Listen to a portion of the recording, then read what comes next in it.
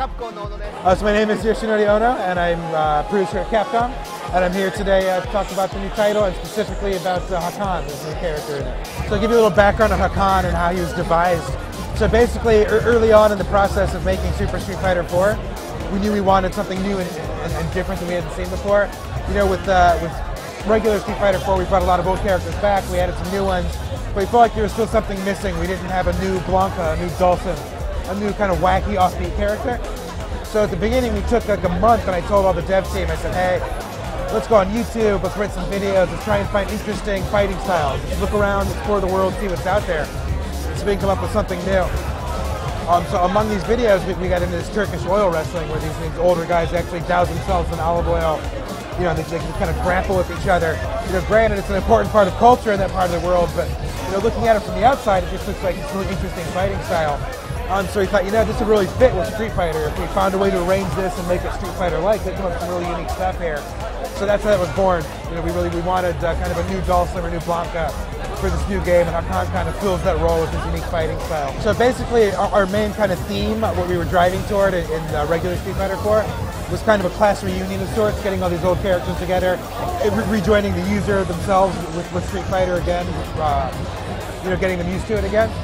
So basically, you know, the Street Fighter 2 characters and some of the Alpha characters, we can think of them as all being gone to the same school, hence the reunion theme. Whereas the Street Fighter 3 characters are kind of different. Maybe they went to the same school, but they were in a different department. Maybe they were studying the engineers or something, while the Street Fighter 2 and Alpha people were the humanities department, something like that. So they're a little bit different, and they were kind of hard to do right away.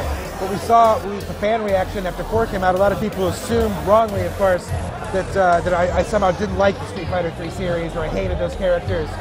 So you know, that's definitely not the case. So we wanted to show them that no, of course we don't, just like we love these characters, but we're gonna have to adjust them a little bit to get them in. So we knew we wanted to do characters in 3. The first thing you want to do is figure out who the users wanted, because we kind of wanted to make this sort of a fan service sort of game. So all of our research, looking at message boards, looking at emails, we found consistently that Dudley, Makoto, and Ibuki came out on everyone's list. So those 3 were chosen based upon user requests, and that's basically kind of the story behind that. So when we had to put characters from 3 and 4, you know, we wondered about how are we going to squeeze these guys in here without the parry system. So basically what we did, we took a really close look at these characters, we kind of sliced and diced them, we figured out which parts pertain specifically to parrying and which parts are a part of their regular moveset. So when we sliced off the parry part, we didn't just throw it in the trash can. We took it aside and we said, how do we arrange this? How do we fix this? How do we alter this to squeeze it into the Street Fighter 4 mold? We don't want to take things away, we want to kind of change it up a bit.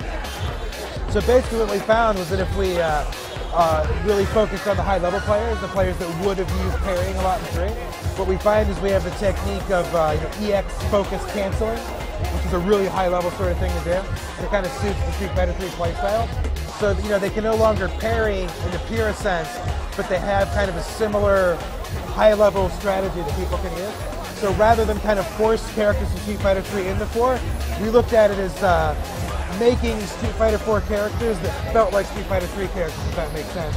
So we kind of arranged them, we touched them up, we brushed them up a bit, changed them up, and then put them in 4 so they felt natural but still retained some of that challenge, some of that high-level sort of strategy that Street Fighter 3 characters always had.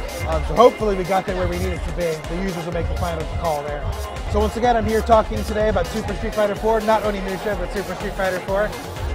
And this game will be released on both the PlayStation 3 and Xbox 360. The release date in North America is April 27th. So by all means, when the 27th rolls around, pick it up, check it out. We think it represents a really big leap from Street Fighter 4, so I hope you really enjoy it.